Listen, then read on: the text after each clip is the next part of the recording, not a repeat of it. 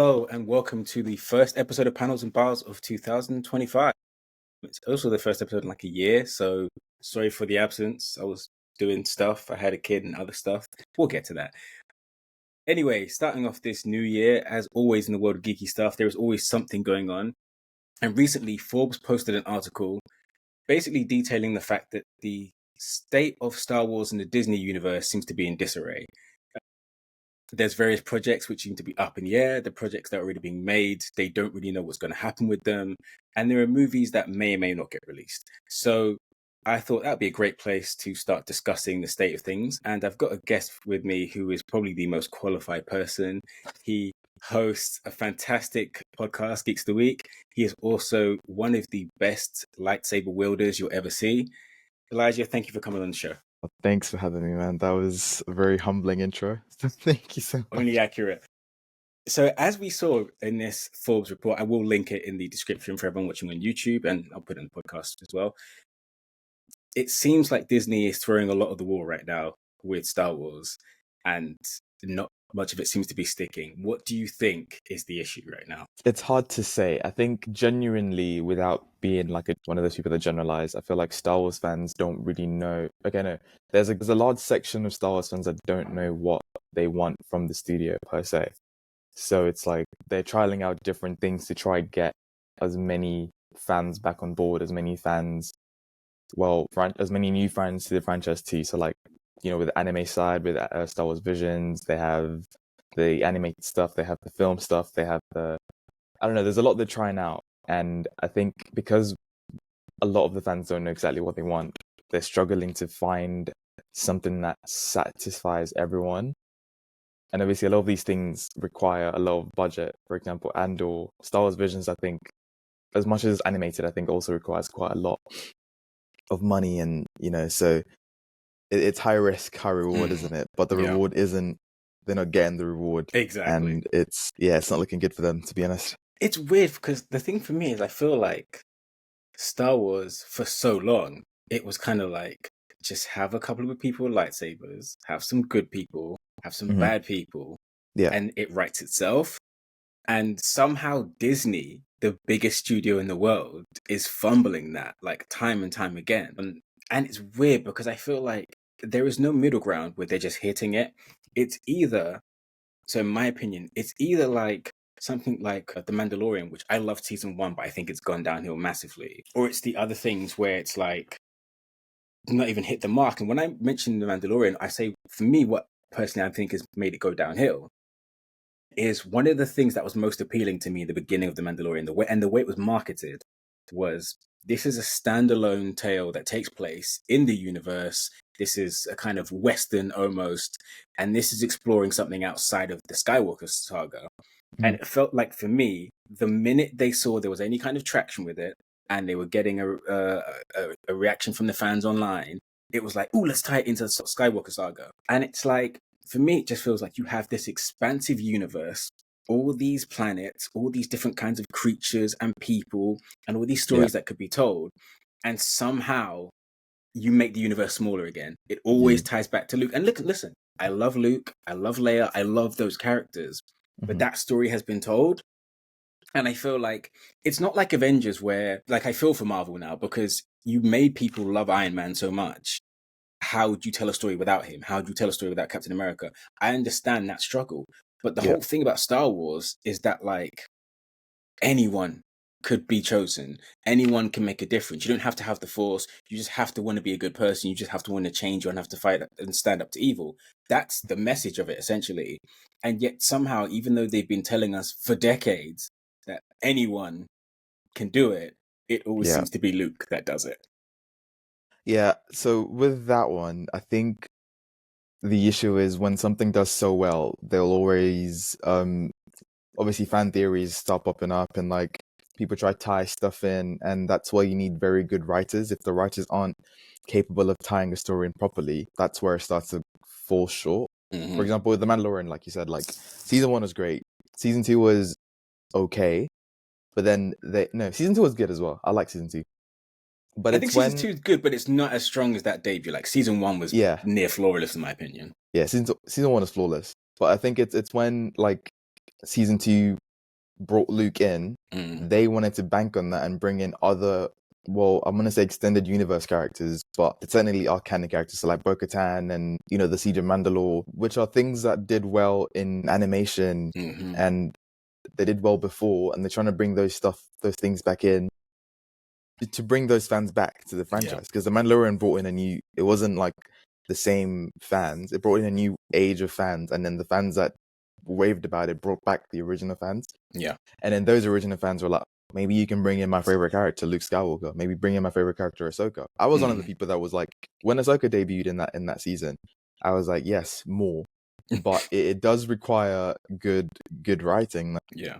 And I think they didn't, obviously the writer's strike last year can attest to that, but they didn't do the best at bringing in competent writers and then also paying them properly so they can continue to give us the good work that was from, I don't know, Clone Wars Season 7 and Mandalorian Season 1. Those are like some of the best pieces of Disney Star Wars. 100%. And Star Wars in general overall, but like it's just, the writers didn't get their dues and then they brought in the cheap ones and it just didn't match up. Yeah. And it's funny because so obviously people watching this won't know, but Eli and I are part of a geek group chat, and recently I got a bit of flack for someone was saying how the industry needs more Kevin Feige's, and I said the industry needs less Kevin Feige's, and that is not a slight on Kevin Feige. I have a lot of respect for the man. I love the MCU. I always will, but there is a mindset that Kevin Feige has applied to the MCU, which makes sense for the MCU for what Marvel's trying to produce. But unfortunately, because it's become a billion-dollar franchise, he's now, Hollywood, by extension, has adopted that model. And I think Star Wars is one of the things that is suffering from that, especially obviously both being under the Disney umbrella and being so close to each other. And one of the biggest weaknesses of the MCU, and one of the things that people outside of the MCU and outside of like our kind of geekdom criticize the MCU for, is fan service. And I felt like that is one of the major differences in what you're talking about. Like season 1 was just these fantastic, episodic, self-contained, character-driven, just little adventures, like the type you'd get back when Saturday morning TV was a thing. And it was really refreshing for people. And you could it was great to follow it from episode 1 to the final episode, but you could pick up anywhere and enjoy it. And it was so well done. You knew who the character was. And it sprinkled in characters from comics and TV and animation. But you didn't have to be a hardcore fan to appreciate those characters. They were well written enough and the episodes were written enough that you just knew who they were from their introduction to their interactions with the Mandalorian. Season 2, that kind of goes out the window, and now it's just member berries. And it's like, hey, remember this character from the TV show? Hey, remember that character from the obscure video game? And it's like, that's fine if there is a story context for them to be there. If you're just doing it to be like, hey, remember this blue-faced guy? Remember that woman with tentacles? Remember that funny creature? Doesn't this guy look like Yoda? That's not a story. That's just like 7-year-olds playing with action figures. And it seems kind of crazy to me that Disney is having rooms full of executives going, why is this not working? It's not working because you're not writing stories. Like, the thing about Lucas was never the greatest writer in history, but he understood the basics. He understood that struggle for good and evil. People love to see that. He understood the connections. People love to see it. And like, that's, after all those years, what still endures. That's what people love about the franchise. That's why like Han Solo will forever be a lot of white guys' favorite white guy, because he's a great character. And you see his growth, you see his transformation from just kind of like gun for hire to someone that actually believes in the Force and believes in the cause. And you see Luke go from being this timid guy who doesn't know about his upbringing to understanding his place in the galaxy. And even beyond him, with what Rian Johnson did and stuff, you see him become a person who looks at the Force in a different way. And for me, those are when Star Wars is at its greatest, when you're able to actually just boil it down to the characters. But if you're just going to spend your time doing fan service, it's like, you might as well not do it. Yeah. And there should be people have literally been speculating a Star Wars what if. And I'm like, that is, for me, where the fandom has gone wrong, because the idea of having the what if is like cool, but for you to actually produce that story, it means you're going back on, okay, some of the concepts are cool, don't get me wrong. Like if Anakin didn't get obliterated by Obi-Wan and he was full potential, like what would the universe look like? Some of the concepts look good, but again, it's a good concept to look at, but is there really a story behind it? And a lot of the times you find that there isn't one. So for them to have these headcanons in their head and expect, that's I think a reason why some of the media isn't working, because you're Yeah, going into this thing with this headcanon that, oh, I remember so and so character from so many years ago that no one's talked about since, and now they're going to be in this show. I hope they're written properly. And then they appear in the show and they're not written properly. And it's like, oh, well, that's disappointing. yeah. And it's the thing for me as well. It's like, so in the article, one of the things they mentioned, it's pretty much been filmed now, so it's a given. But Andor is one of the question marks over the franchise, Mhm. and to hear that they don't know what to do with it, or like they don't know if they want to continue it, it's just baffling to me, because it's like that's one of the few hits. You've like had a lot of misses so far, like Yeah. Boba Fett. I'm looking at you, but it's that show is fantastic for me, and it touches on what I was saying earlier, that I think much of the strength of it is it is so far removed from the Skywalker trilogy and that saga. It is about, I mean, they've done something amazing, which is like you have this huge, expansive world, these huge galactic empires, and they've made you focus on a bunch of people in the backwoods somewhere who are just trying to live their lives, but are still affected by this oppressive regime. Yeah. And like, so a lot of Star Wars fans are going to hate this. I've had this conversation before. I've had this debate before. I don't think Rogue One is very good. I think Rogue One has a lot of good elements. Like, so for instance, cinematography wise, it is the best looking Star Wars movie by a country mile. I think the cast is fantastic. I have a lot of problems with the characters' motivations or lack thereof. Mm. And because I feel like a lot of the characters in it are just passive and they just kind of do stuff because you have to do stuff. We have to do stuff. Yeah, but I feel Yeah. like Andor, to take a character who was such a nothing character, I'll be honest with you, and to show that transformation from being someone who was like, this has nothing to do with me, I don't want to be part of it, it's not my war, and slowly showing what can radicalize a person like that. It's Yeah. incredible. And I need more of that. Like for Disney to be in a position right now where they're questioning whether they want to continue it is lunacy to me. Yeah, that is appalling. It's appalling. Similar to that, like I think one of their best ever projects was Rebels. And Rebels is so underrated because obviously the animation style was different. People complain about the lightsabers looking skinny, blah blah blah. But it's if you boil it down to what the story is about, it's about this kid that had no reason to ever join the rebellion. Like, sure, you could say his living situation wasn't the best, but that wasn't enough motivation for him to join the rebellion. But you see how he grows into this one of the greatest I think he's a lot of people's favorite characters. Like Ezra Bridges, if you were to rank Star Wars characters right now, Ezra Bridges would probably be in like the S tier list from so many fans, right? And it's not because he's the best written person. Like he's very annoying to begin with, but you get to you get to understand what drives him, what makes him want to fight. Do you know what I mean? And it's like at the end he's given a choice similar to Luke: join the dark side or like get everything you ever wanted, or stay fighting the good fight. And he does. Spoilers, it's been out for years. Obviously he picks the right choice. He's true to his I'm gonna say doctrine. Like he's built up this fighter mentality of he doesn't want to do it for just him. He wants to do it for the young kids from his home that have been oppressed, and he wants them to see a brighter future. You see why he's doing it. Yeah. So I honestly I don't know why they don't know about Andor. Andor is honestly one of the things that does that the best. Mm-hmm. I wouldn't say it's so far removed from the Skywalker saga because obviously it's gonna end Tie up in, obviously, there. 100%. But Yeah. I think to take it where they've taken it, where we've spent all these years, these decades, seeing these big grand plans being made and talk of destiny, and you've got someone who's just like, I just want to work and go to the casino and hang with my friends. I don't want to think about what's happening. I don't want to think about it.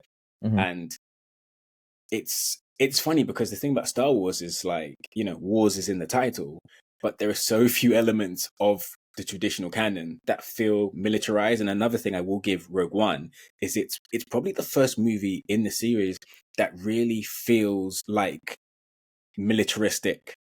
Everything from having these kind of rebel soldiers, with these handmade weapons and just kind of going into enemy territory. And the way it's shot, it feels like a kind of over the shoulder military thing. Like And a Andor, documentary like, almost. yeah, and Andor Yeah. goes back onto that like guerrilla fighter, like making these these strategies and kind of going into enemy territory, and like there's also a real, you know, as these seasons have gone on with a lot of the main saga, you you know, you kind of feel like so many characters you love are just protected by plot armor. You know, like you never really think anything's going to happen to Finn. You know, but the great thing about Andor, and it's weird because Andor's a series where like we know he's going to be fine because we've seen Rogue One, but there's you still have so the many stakes. points in that, yeah, where there Yeah. are stakes, and you're like, he's been in prison. What the hell? How long is that going to happen? And there's massive time jumps, and he's lost people, and his side isn't doing too well. Even the guys who still survived have lost faith. And I just think there's something fantastic about that, you know. And I feel like I just really hope people kind of, you know, they say vote with your wallet. I hope people really vote with their views and watch the next season and Yeah. show Disney They need that. that they need that, you know, because, you know, we can sit around all day and say, oh, we don't need a Star Wars What If. But it's like, if people watch What If and then they don't watch the next good series, you're going to get more What If. It's like, you know what I mean? Like, you get what Yeah, you deserve, literally. unfortunately. Yeah. So You it's get what you like, pay for. yeah. Anything. So it's like, What If I've heard is apparently done pretty well in the ratings. Really? Yeah, if Daredevil doesn't do well, you know what's going to happen, and you can't blame people. And it's the same thing with this. Like, Yeah. because I mean, who knows if Disney's telling the truth or not? But Disney claimed that Obi-Wan did well enough to warrant another series. If they make another series of that and not Andor, I don't know what we're doing here. Yeah. But then I think the reason they might not make another Andor is purely because of their production value. Mm. They have, what is it? How much? 600 million, I think, something like that. It's an insane amount, yeah. But But it's then only also, going to be like 8 do episodes. we need to be spending that much? That's the point I was going to make. Yeah. It's like, it's that much money, but we get like 8 episodes max out of it. Mm. Whereas maybe like 10 years ago, that same production value would give us a whole 6 series show with like 24 episodes per season. Do you know what I mean? I'm Googling it now because I'm trying to remember who it was. Someone at last year's Oscars was basically talking about, like, instead of making one film for 100 million, why aren't we making 10 films for 10 million? You know? And Yeah. like the Brutalist, what was the budget? I think the Brutalist was like It's like 3 million, something like that. Yeah. If I'm not mistaken. and it's already cleaning up in the very few theaters you can even see it in the world. Mhm. Yeah. No, so it's like it can be done, and it's Disney. Not only do they have, they already own the IP. They don't need to like pay or license it to anyone. They have, you know, what they call Imagineers. They have some of the most inventive people in the industry at their disposal. We've already seen what can be done with the volume. The Yeah. volume you can be in a room in Sheffield and people will believe you're in Gotham, you know? Mhm. So you already have that. You have most of these props built. Like, you still have the sets, I'm assuming, from like past films. I don't know why they can't be repurposed. I just feel like, stop complaining you spent 600 million and just don't spend 600 million. They can easily not spend 600 million. Like, I get Right? it. It's like, it's great to see, but I don't look at Andor and see 600. No, it's a very good show. Don't get me wrong, but I don't Yeah. look at Andor and see 600 million worth of production value. Yeah. You know what I mean? Somewhere, somehow, this money is being wasted. I can't tell which. It has to be I can't tell money which laundering at some department. point, right? Yeah, like which department is wasting the budget? Because like, I'm pretty sure Is the it craft cast isn't that services? Like, what's going on? Yeah, the producers somewhere somehow failed. Like, but yeah, I Yeah, don't no, know. and it's like, I mean, and I feel like if you're really telling the truth and you need to scale back, you also don't need to tell these like insane, sprawling, epic tales, because, you know, one of the funny things is almost become an in-joke at this point is like half the planets in the system seem to be sand planets. You know, just go shoot in Tunisia somewhere. I'm sure that's not going to cost you 600 million. Yeah, Jordan. That's why they do it, no? Yeah, and you can just tell the story of like someone simple who's like still affected by what's happening. Like, there's ways to do it that don't involve these amazing. I mean, I don't know. I love seeing the architecture. I love seeing the new costume designs. I love seeing how people are almost like reverse engineering and trying to imagine, okay, if this is what it looked like in the original trilogy, what would it have looked like 50 years ago before that? I love seeing that, right? But we also don't need that. And, you know, as Disney standard, is it the only way to do it? Like the CW, we laugh at them, but CW's been doing successful series for a fraction of that budget for decades now. So it can be done. And as you said, before Disney got to this point now, they and other studios were making shows for a fraction of the budget. Like TV didn't used to look like this, No. so it Yeah. can be done and we will still be happy with it. And it's kind of frustrating that you and me are just throwing these stuff out, because it's like, we're two people here, and I'm sure there's a lot of people agree with us. How can a room full of executives not see that like you are overcomplicating a very, very simple scenario? Yeah. I mean, considering Andor is a prerequisite, or a prequel for Empire Strikes Back, and Empire Strikes Back is like, what, 18 million to make? Mm-hmm. This is 650 million. I don't get how we get there. And what's funny to me is that, like, and this is, I'm going to preface this by saying, like, this is not a swipe or a dig at anyone involved in these technical aspects, because I understand a lot of crunch happens. I understand they put under a lot of pressure to do a lot of things very fast, and if they had more time, things would probably look better. But I will say that for the $600 million budget, a lot of this stuff looks worse than the 18 million you're talking about. And like, I know CG is in an amazing place right now, but I also feel like you can't beat miniatures, you can't beat physical costumes, you can't beat sets, and they're spending all this money to not look as good as just doing it the way you used to do it for a fraction of the cost. Like, one of the things that Alien Romulus was praised for last year was having physical lived-in sets, was having puppets and creatures that the cast could actually touch. And once again, Disney, that budget's there, and it was probably a fraction of most other their blockbusters they do. Why are we not doing that? Yeah, that's the thing I like about Skeleton Crew, though, because as much as I'm not a fan of some of the puppet work, like, some of the puppet work could be improved, but a lot of it looks and feels so much more immersive because they've scaled it back to more miniatures. Like the last episode, especially, like, if I didn't watch, the behind the scenes of how they made some of the shots in that, I would have genuinely believed like CGI is the way forward. But it's all done with like stop motion, and I'm like, this is stuff that is working. We should focus more on that stuff than more of, I don't know, the scaling. I think it's a scaling problem. 100%. But the miniature stuff, they need to go back to that. I was going to say, like, what's weird for me is that it feels like they are rushing so much stuff out. And it's like, so, we talk about the Sony superhero universe. They've got the Spider-Man characters with no Spider-Man. And you understand why they get cranked out every 2 years. That's part of the contract. If they don't, they will lose the rights. Disney doesn't have that problem. And you also know that Star Wars fans are always going to be Star Wars fans. So why don't you just take 5 years and make something really good? Like, you don't need to have something every summer. It's not like we're going to suddenly be like, I haven't seen Star Wars in a year, I'm bored now. Like, there were people that waited a good 30 years between the original trilogy and the prequels, and after the prequels, how many years did we wait for Force Awakens? Like, we'll wait. If it's good, we'll wait. And just take your time. Force Awakens shows that. It was crazy.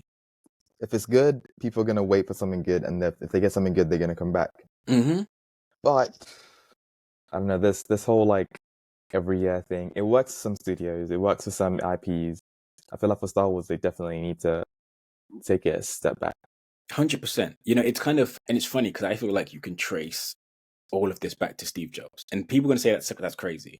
But when Steve Jobs came out with the turtleneck and he dropped the first iPhone announcement, people went nuts. You notice that like it affected the way everything's presented now. Everyone has to come out and have a slideshow, and they have a next few years are going to look like. It's like, you don't need to do that. You can take a year and just chill, man. Like, it doesn't have to be that. And Disney have really fallen into that trap with Marvel, obviously. And the weird thing about Marvel is that obviously, like, I guess during the pandemic, they made that big announcement and said, hey, we realize we've been going at it a bit hard. We're going to scale back. And I was going to say, I think scaling back for them is like 3 movies and 5 TV shows a year, which is like, okay, cool. But Star Wars is also falling for the same thing. And for me, it's like, I don't even think like some of the ideas are bad. Like, Obi-Wan's life is obviously very interesting. Finding out what he was doing whilst the prequels were happening makes sense. But like, it's all reverse engineered in the wrong way. It's a bit like Agatha all along. Look, I love Catherine Hahn. I think she deserved to have that role, but like, Disney saw a meme do really well and were like, hey, let's make a TV show. And they didn't have an idea, and then they wrote the TV show around that idea. And Obi-Wan is the same thing. I'm sure there is an amazing, compelling story there, and Ewan McGregor is a fantastic actor who can portray that story. But they've just gone, Obi-Wan has a TV show, it needs to end at this point so that it makes sense. And then they've just worked backwards from that. That's not how you write things. The thing with Obi-Wan as well, someone did a cut of Obi-Wan. I think I don't know how many hours the whole show is, but it's about 8 episodes. Yeah. They made it into an hour 45, even less film. And I was like, we could have just had that, and that would have been Which fine. is the problem, honestly, with a lot of streaming nowadays, and Disney is like particularly guilty of it. It's like, this is an 8-hour movie. It's not a TV show. It's an 8-hour movie, and you're just trying to get me to subscribe or give your service more watch time. And it's like, just make the movie. You can see why they cut it so that, like, sorry, I'm gonna circle back to that point. But with Moana, for example, Moana 2, you can see where, because it was originally supposed to be a TV show, right? And in the film, you can see where an episode would have ended, right, on a cliffhanger, so we can come back to the next bit. So with Obi-Wan, they should have genuinely just gone back from TV to film and just made it, I don't know, like an hour film. Just hone in on what, because don't get me wrong, that fight between Vader and Obi-Wan was fantastic. It was brilliant. But it's the lead up to that. Like, a lot of the scenes weren't very necessary. Like, it was, oh, cool, that's that Jedi that trained Ahsoka when she was young. Cool, we see him. And then that's it. Like, it's just... Yeah, and then once again, a lot of the tension doesn't hit for me because it's like, oh, the Grand Inquisitor wants to kill Obi-Wan. I know that doesn't happen. There's no stakes. There's no stakes, you know? Yeah. Yeah. It's infuriating. Have you ever seen, this is going to sound like a funny secretary, but have you ever seen Better Call Saul? I haven't actually, no. So Better Call Saul, for me, is one of the best TV shows of the last decade. For anyone that's enjoyed Breaking Bad, it's better than Breaking Bad, right? And have you seen Breaking Bad? I've seen Breaking Bad, yeah. So one of the great things that they do with Better Call Saul, right, is they know it instantly.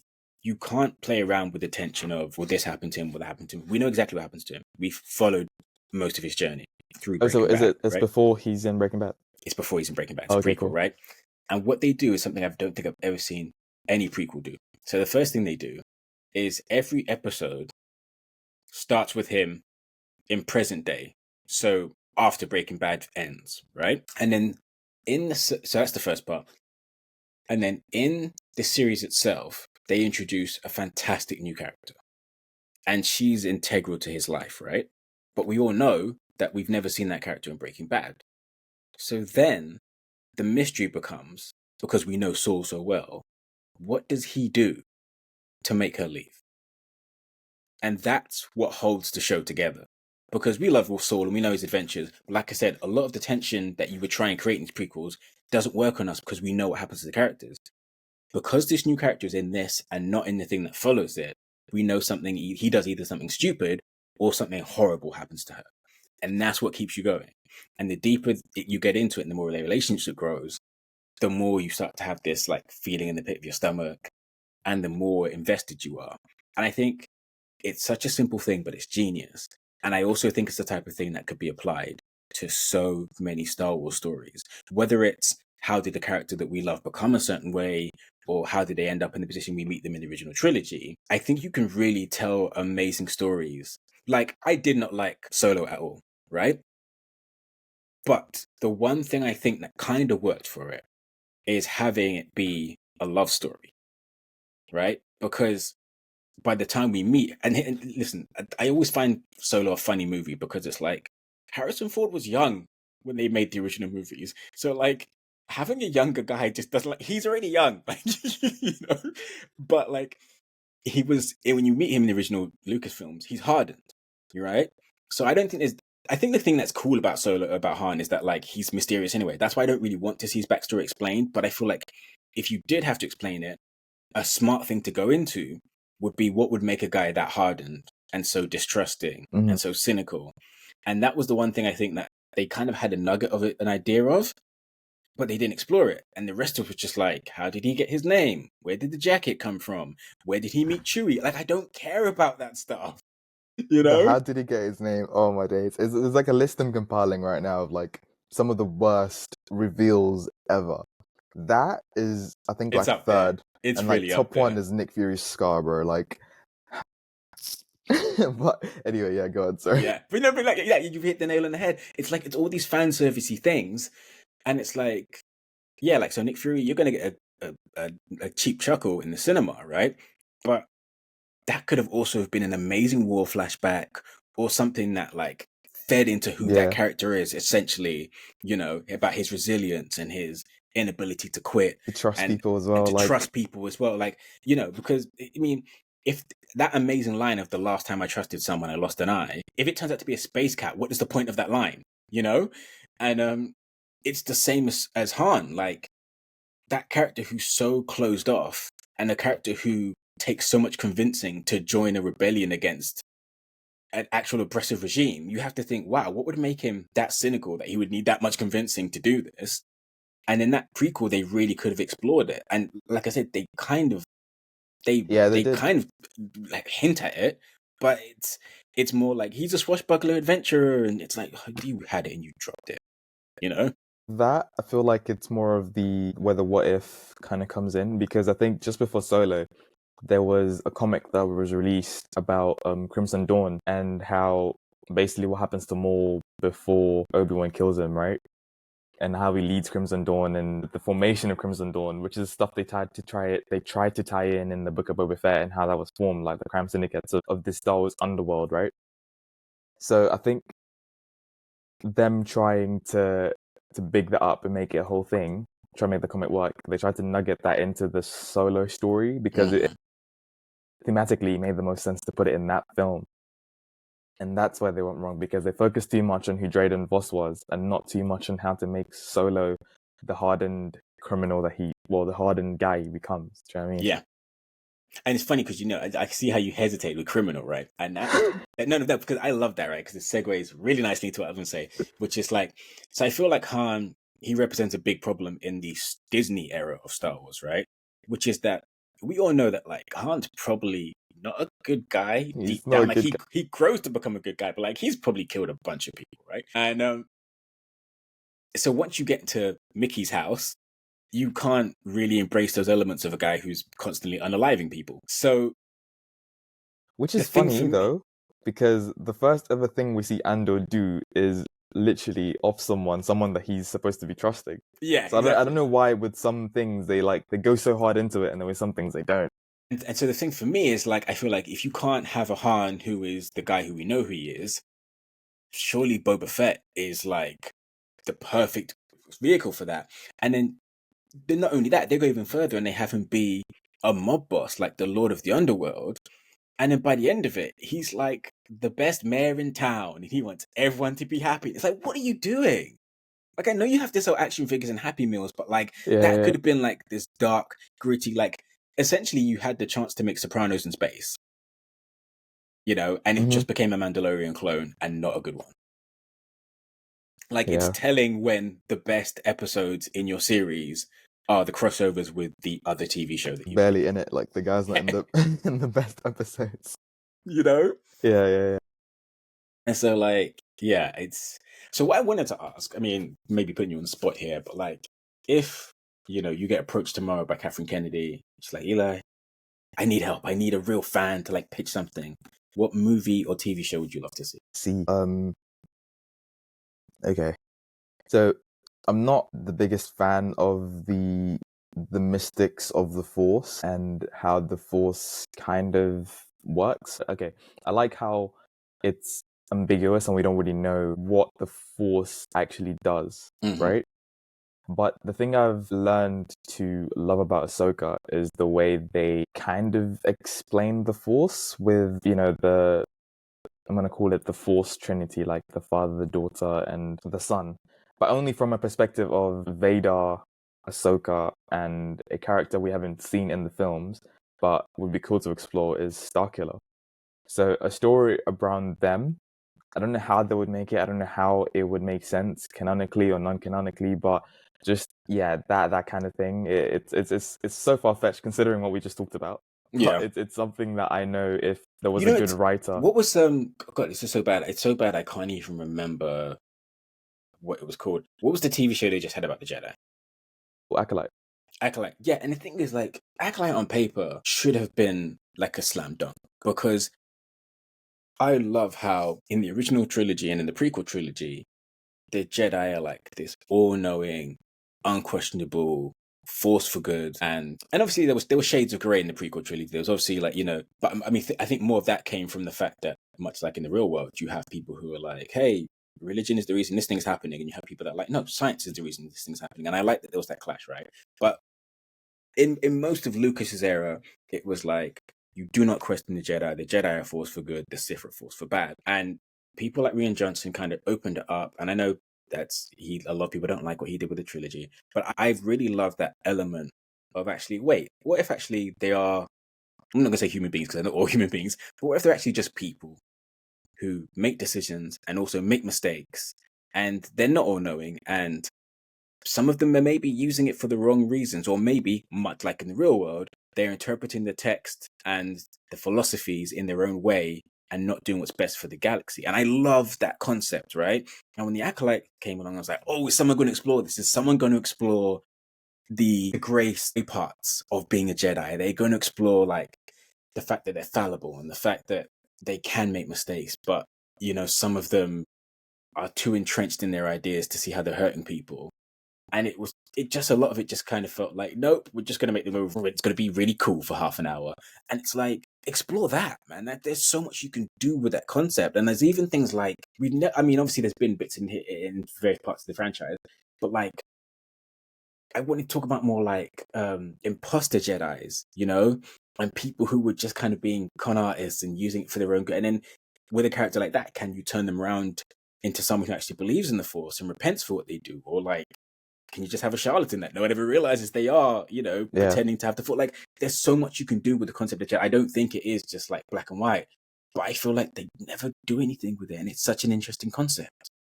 I kind of agree with what you're saying, but I like the fact that inherently it's about good and evil, like just pure good and pure evil. So if there was a exploration of that, I would appreciate if the characters then either lent more towards, if they're gonna like be con artists and liars, they would fall into the Sith kind of way or be seduced into the Sith narrative.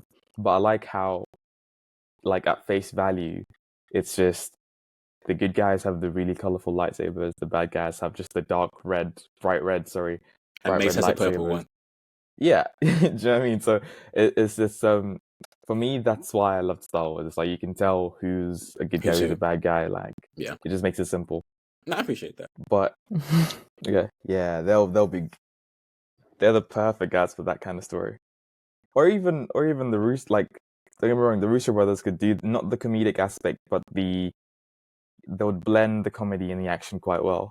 Hello everyone, welcome back. Technical difficulties, I do apologize. You are joining us Panels and Bars. I'm here with my two guests, Eli from Geeks of the Week, and of course Terence, you heard before on the podcast from Black British Geeks. We are talking about Star Wars and the state of Star Wars and Disney Star Wars. Before the break, we were discussing possible dream ideas we would like to see explored in the universe, whether that's TV shows or movies. I feel like right now Disney is in a very weird place where like it feels like what the franchise needs to do should be obvious, but instead we're just doing the weirdest things. Yeah. And so basically this all stems from a Forbes article where it's revealed that some of their projects are costing more than $600 million and they are not seeing a return on them in terms of the streaming numbers or the audience that they would like to.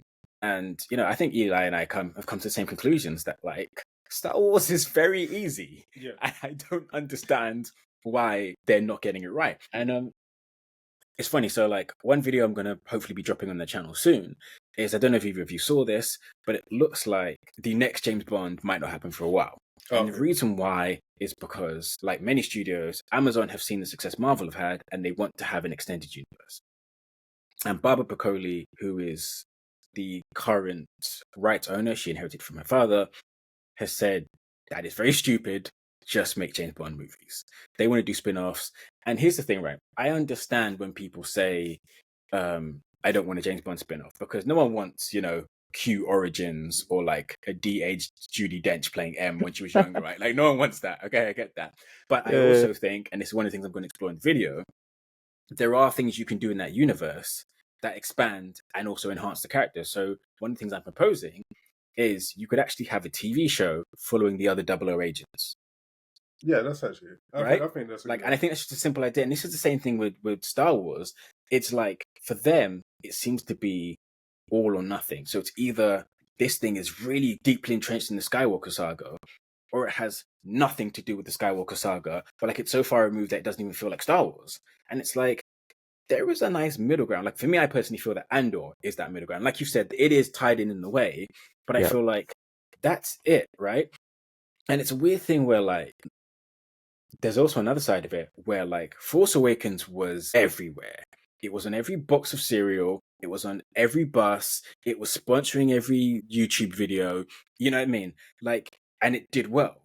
And then they haven't promoted Andor to anyone outside of the fandom. And then they're there going, how come TV show no do good? Like, I'm sorry, promote it. Maybe have your stars do a junket for once. Maybe actually like send out press feelers before the series to journalists outside of the geek fandom, and you'll reach people. Because the amazing thing about Andor is you don't even have to inherently be a Star Wars fan to appreciate it. It is essentially It's a very good about show.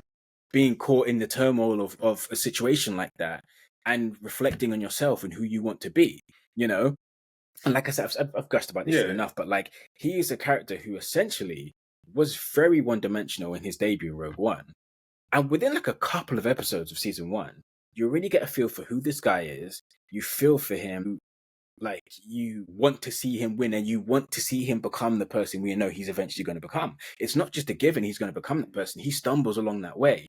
And it's such good writing. And it's like, just do that. Just do that. So anyway, ran over. Yeah. We were pitching what we would love to see in the Star Wars universe if we were given carte blanche. Terrence, I filibustered enough. What would you like to see? Do you know what? I've never been a Star Wars fan. That's not properly. wild. Not properly. No. I literally tried to get onto it. So literally, for me, it's. I remember watching it when I was a kid, and you saw like, of course, you got Luke Skywalker, Darth Vader. So I got all the references. For me, though, I just never kind of got into it after I saw. I think it was the Ewoks. Yeah, like the little teddy bear things running around. Okay, we don't acknowledge the Ewoks. Yeah. Okay. What's up with the For Ewoks? me, after that, I was kind of like off of Star Wars, but I tried to get back into it. So have you seen Andor? I haven't seen Andor, but Okay, so let's start with Andor. Yeah, Okay, start with Andor because it's a phenomenal. Here's the thing, right? I think a lot of people like yourself who have always been lukewarm on the franchise, jumping into the Disney era, it really you have to have a very delicate selection. You know, it's like the wrong thing on your palate and it will turn you off the franchise completely. But if you pick the right things, and this is just because I know a lot of people listen to the show, and I'm very grateful to people that listen to the show and aren't even into the stuff that I'm into, and they just like how passionate I am about it. I really appreciate you people. But I would also encourage you people when I'm passionate about something, there's a reason and I want you to give it a chance. Honestly, like for me, like I said, Mandalorian season 1, it's not even a Star Wars story. It's a great story about a cowboy who's going from like town to town. And it takes that fantastic archetype of the guy, the wanderer, who doesn't have a home, who doesn't have a base. And sometimes he's not even trying to do the right thing. He's just trying to get a drink. You know, he's just trying to earn his bounty. But deep down within him is a good person, you know, and that ties into so many great themes that I think Star Wars as a whole can explore that they don't always. Like, for instance, he is essentially part of a religion. And some things that he does sometimes are at odds with that religion. And so he has to kind of confront that within himself. Okay, this thing that I'm not supposed to do that is against my creed is for the benefit of these people I've met. And I can't stand by and watch an injustice happen to them, even if it means I might have to betray my creed. And that's an amazing character trait, and it's an amazing thing to follow as a viewer. And I think if Disney spent less time being like, hey everyone, Star Wars is pew pew and aliens, and more like actually it's all these people with all these amazing stories to tell, I think they'd reach more people. You know, listen, Eli is a devout Star Wars fan. He's like a day one. He knows the lore inside and out.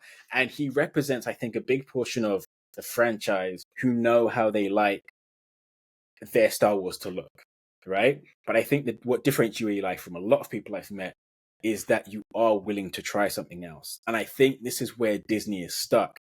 Disney knows like a lot of the franchise aren't willing to try something else. And they're so scared of offending those people, they're not trying to get people like you. And I think when you take those chances, that is when you can actually reach people like Terrence. And sometimes that benefits everyone, including the diehard fans.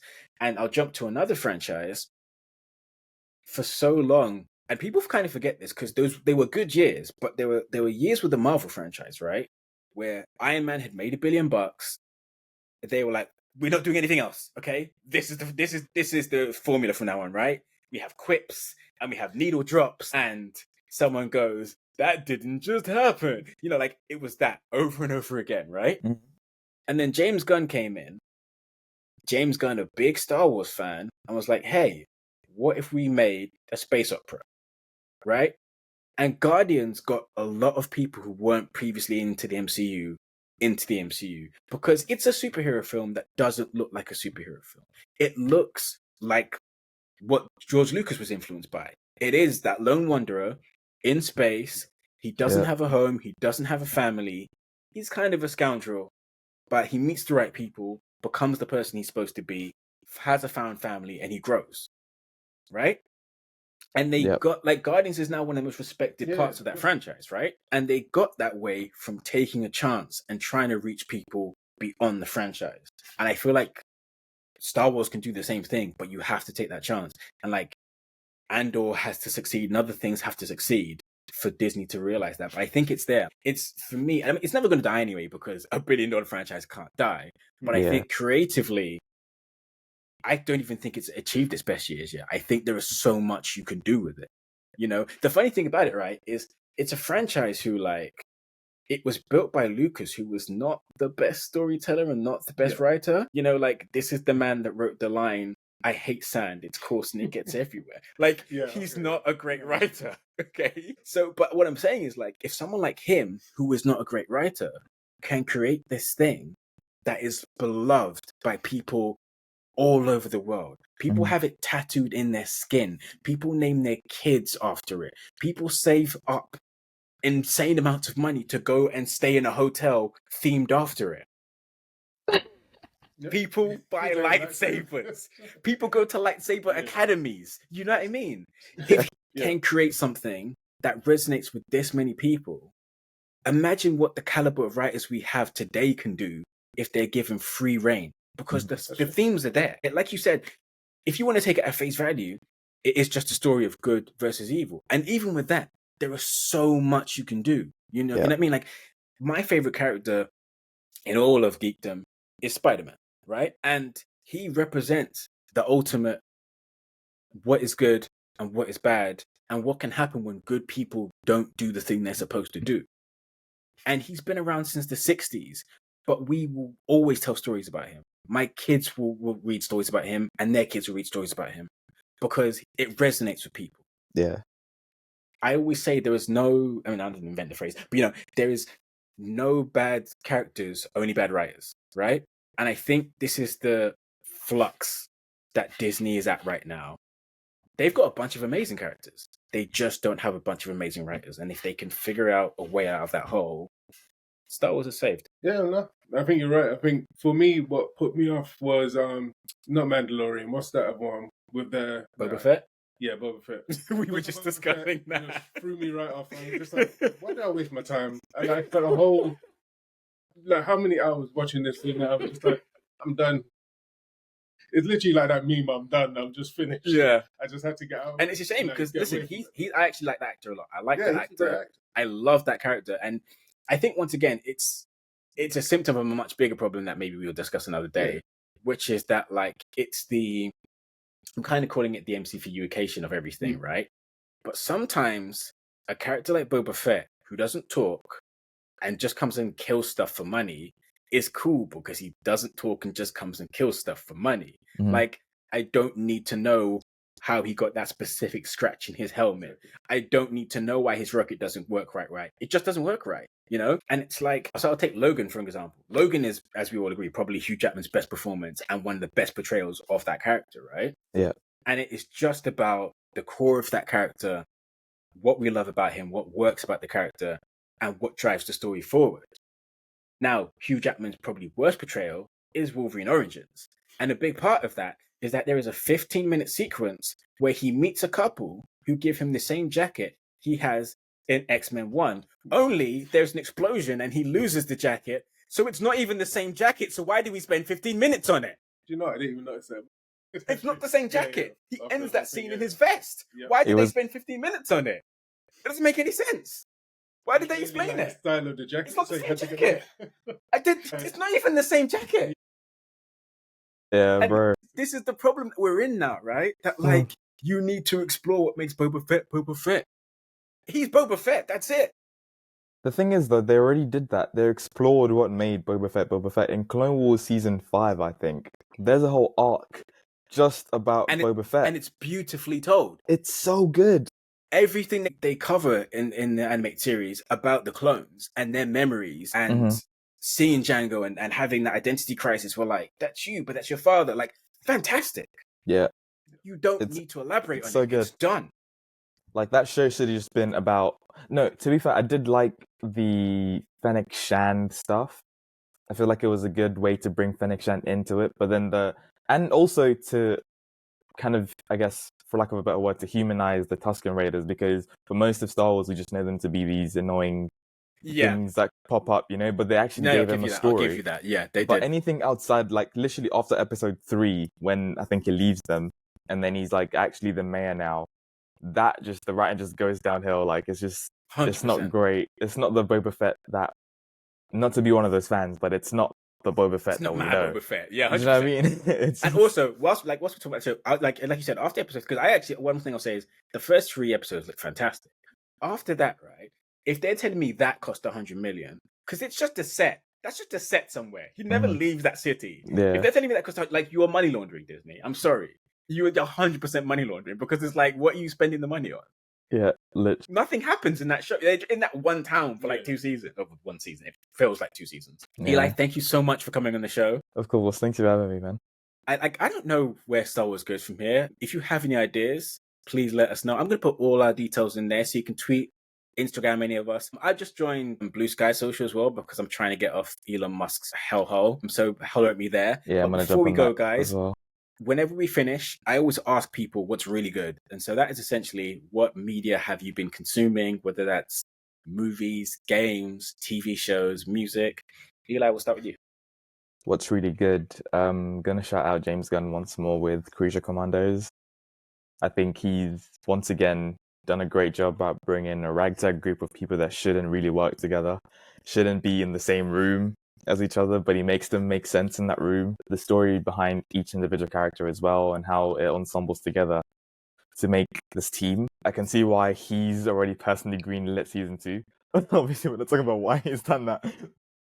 But if I was an executive at DC, I would see why season 2's been greenlit. It's fantastic. If you haven't seen it, you should watch it. It's very mature. It is on my list. I'm a massive Gunn fan. Yeah. It's funny because I have a friend called Tom, shout out Tom Atkinson, who he saw the Superman trailer and was completely unmoved by it. Damn. He kind of felt like, I've seen this all 1,000 times. And I get that, but you know what? I feel like right now, the world kind of needs that. Listen, I love Henry Cavill. I absolutely love him. I think to this day, outside of Christopher Reeve, there's never been a more Superman-looking person on the planet, right? Yeah. But he wasn't given a movie that felt like Superman. And the thing about Superman, I'm going to get into a rant here now, right? But here's the thing about Superman, right? Because here's the thing. Modern audiences, a lot of modern cynical people are like, Superman couldn't exist in this world, blah, blah, blah. Like, of course he couldn't. He's a flying man who, like, can melt things with his eyes.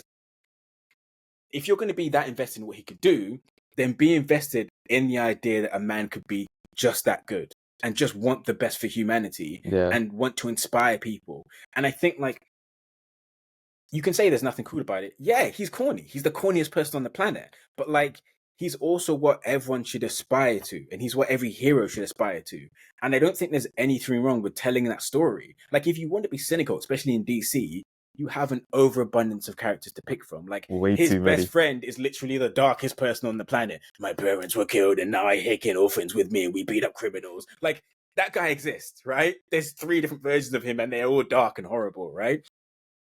Superman is that light. Is like, he's earnest and he's hopeful and he trusts everyone and he wants everyone to. And I think it's weird that we like don't want to see that. That's who he is. And I think any kind of like take on like, oh, he's he's not modern enough. Like, what are you talking about? Like, there Yeah. are still good people, and people should still want to be good. We should try and be like him. Yeah. We should try and be like him. It That's should be exactly corny the point. to be broody. The cool Exactly. thing should be to be happy. Like, what's up with that? Thank you. I'm putting that on a t-shirt. It should be corny to be broody. Like I'm not getting it super political, but there's already so much happening in the world, which is horrible to think about.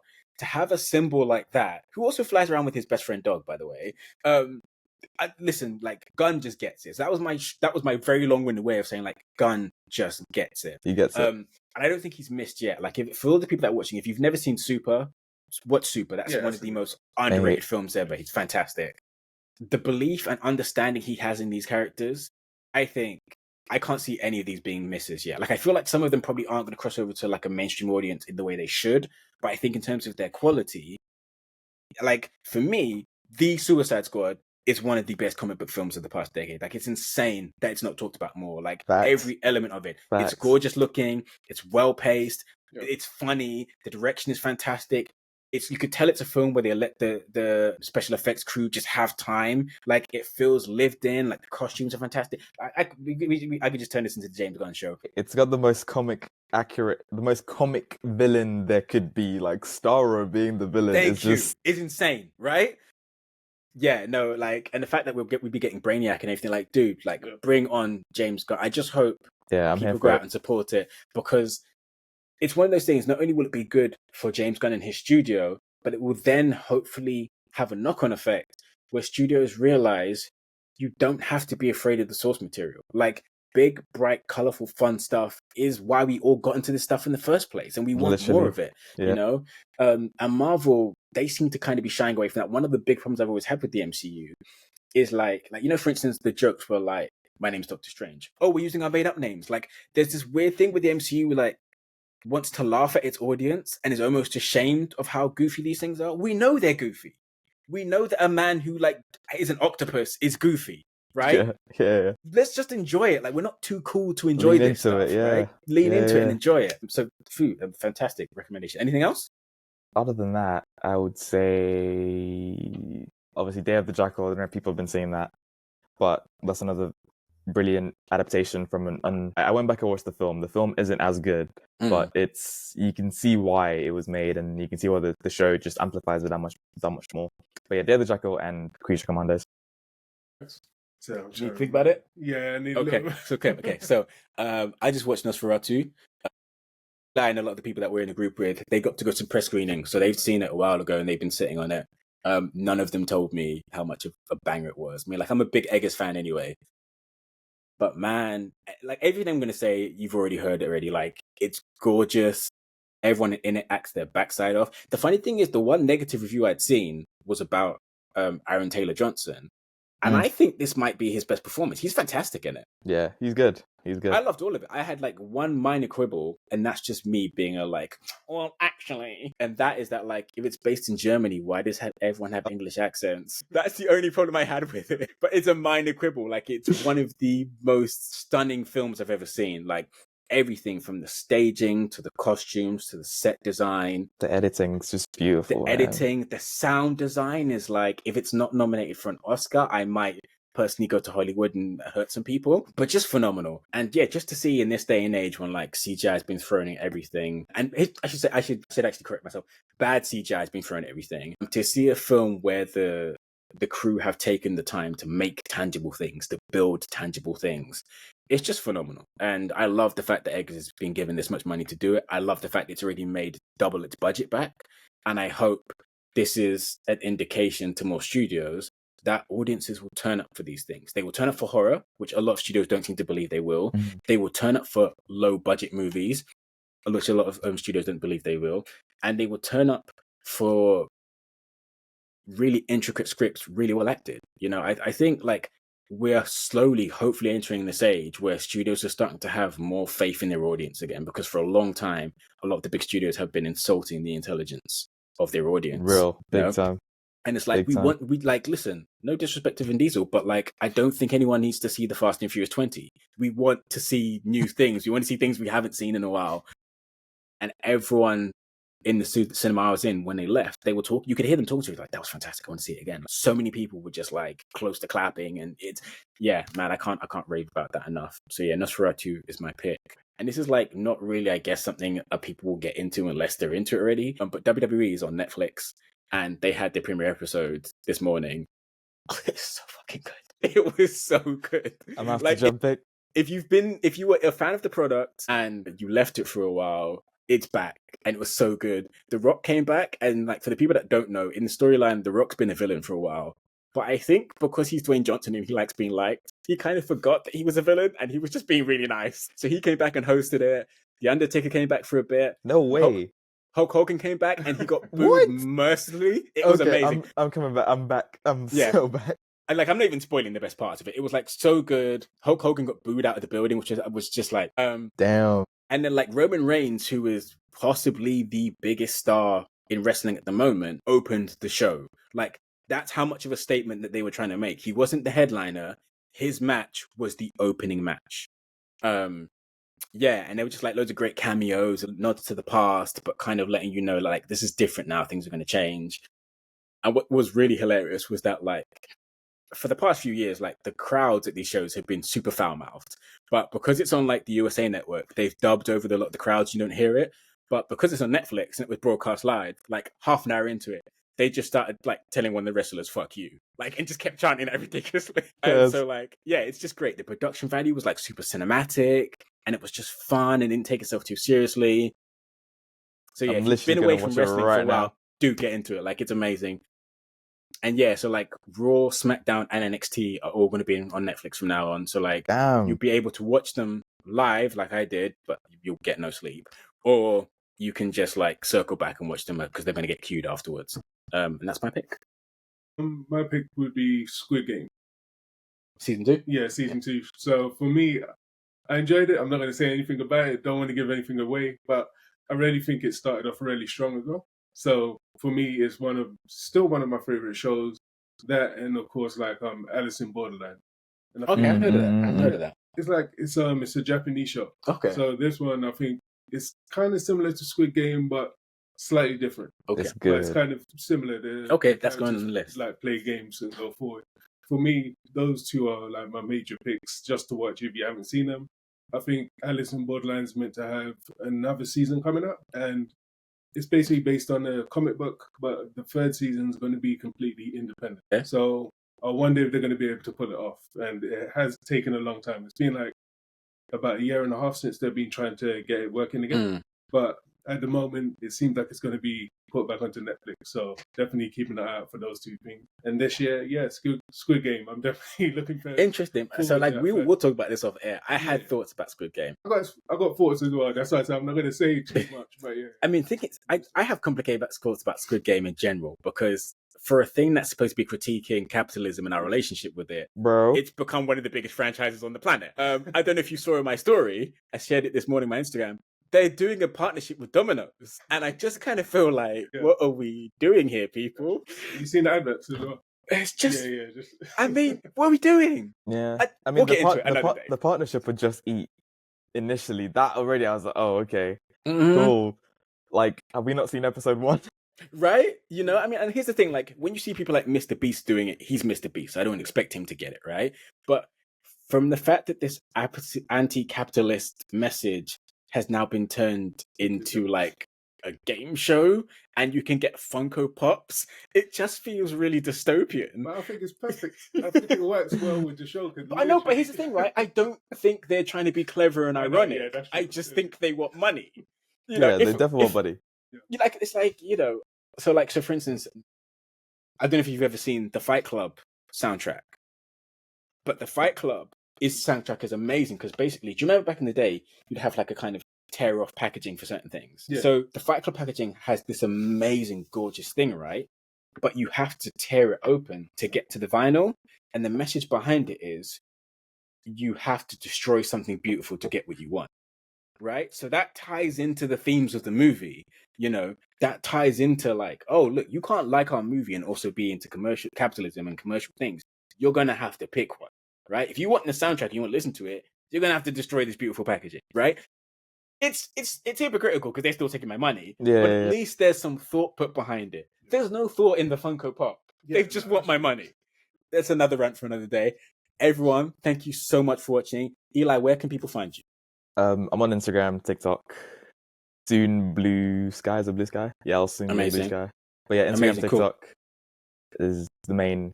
Yeah, LinkedIn if you use LinkedIn. But yeah, Sweet. I will put all of Eli's links in the description. Eli, thank you so much for thanks for taking the having time. me, man. This is great. Terrence, where can people find you? So you can find me on Terrence Malcolm, nearly every single platform. Black British Geeks is one of the main, but we haven't put anything out for a little while. But I know the feeling. Hopefully we put something out soon. And also on Anxious Pros. That's my new podcast that I'm trying to start up as well. Amazing. Once Terrence has put the link up for that, I will put it in the description. Thank you both again for having us. Guys, thank you as always. This will be the first video popping this week. Later on, I will do my James Bond video. If you're a James Bond hater, comment. I'm not going to read it, but comment anyway. Everyone, thank you for watching. Let me know what you want me to cover next time, and we'll see you soon.